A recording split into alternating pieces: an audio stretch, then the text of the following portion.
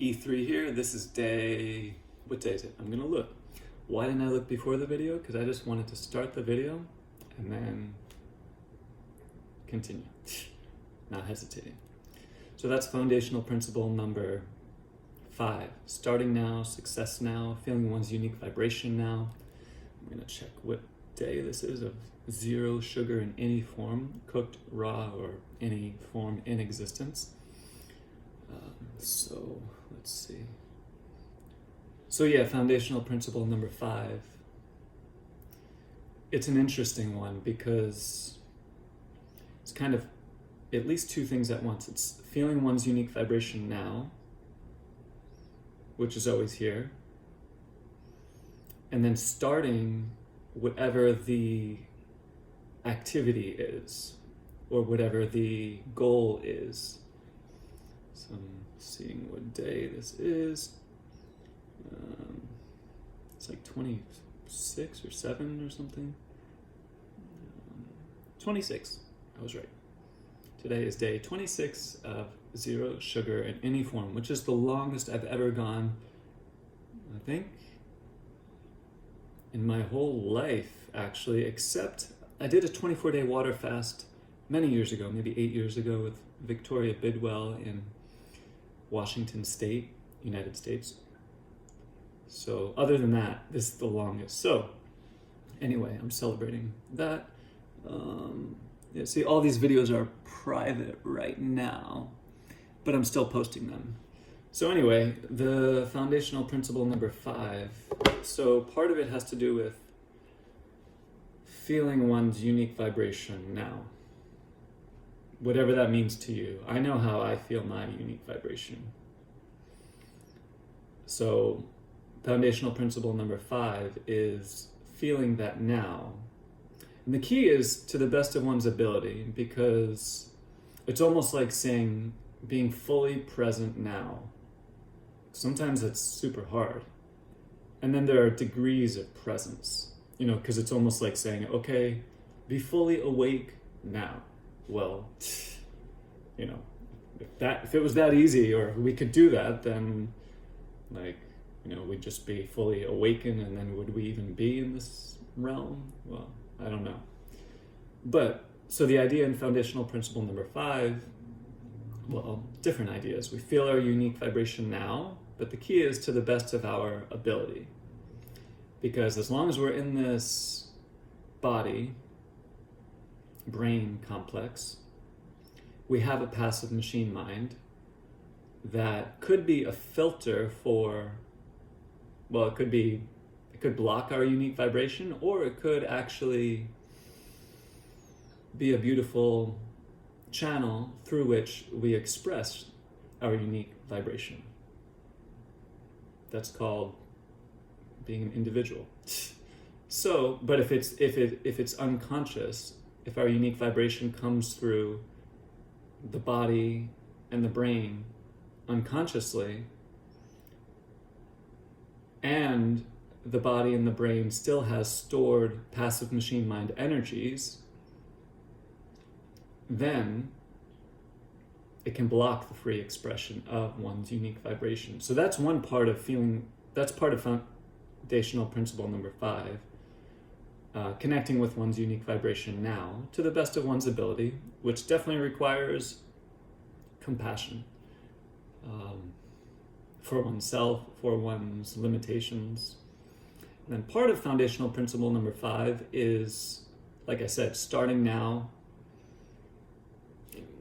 Like, that's one aspect, starting now, feeling success now, which, like, feeling that same energy, whatever we want whatever the completion is that we think will have that feeling, doing one's best to have that feeling now to the best of one's ability. So that's part of foundational principle number 5. And so these foundational principles, they came to me over many years. It wasn't just like I decided to create them and then share them with people. I haven't even shared them with anyone yet. Is that true? Well, my dad, at times I've shared them with him. But I've written so much about it But then I would always, and this is related to my specific escape routine, as far as not feeling worthy, not valuing myself, not bringing things to completion and sharing it with people. So I would write about the 11 foundational principles, especially when I was in India, like a year and a half ago. And then I would just not feel worthy and then delete what I wrote.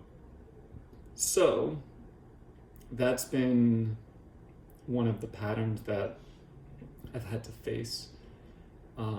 But these 11 foundational principles, point being, they're inside of my soul, and they just came, that's how I'm speaking about them. Like, I didn't hear about them from anyone else. I'm not memorizing things right now. I didn't even know what I would speak about now. I just committed to myself to stick to zero sugar in all forms for many reasons, but especially because of the glioblastoma, brain cancer, that I am being present with.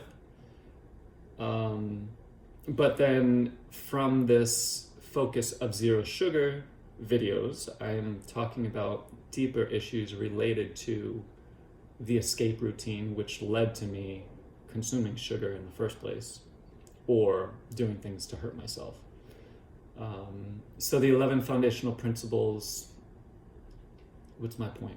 My point is that the 11 foundational principles are part of my life path, and I'm just sharing them now. And I don't have a set agenda or even a goal or anything like that right now, partially because there's a certain level of clearing out old energies that needs to take place before whatever I create in my life can take place. Now, it's not one then the other. It's not like I have to clear out all the old and then the new will be created, because that's kind of like a passive machine mind energy of feeling like, well, I have to be perfectly clear, then I can live and offer my gifts, because I've had that pattern a lot. But at the same time, there is a certain level of divine timing that I am listening to as far as clearing out energies inside of myself with love and gentleness, and trusting at the right time when the 11 foundational principles are ready to be shared in various forms, then that will happen. So for now, I'm doing my best to just be present and practicing the 11 foundational principles as much as I can. And then that's about it. So like I said, there's no agenda or anything like that right now, or a goal of like, I have to share these principles with people or share the practices. Because even right now, I'm super duper exhausted. Like, I'm gonna sit back.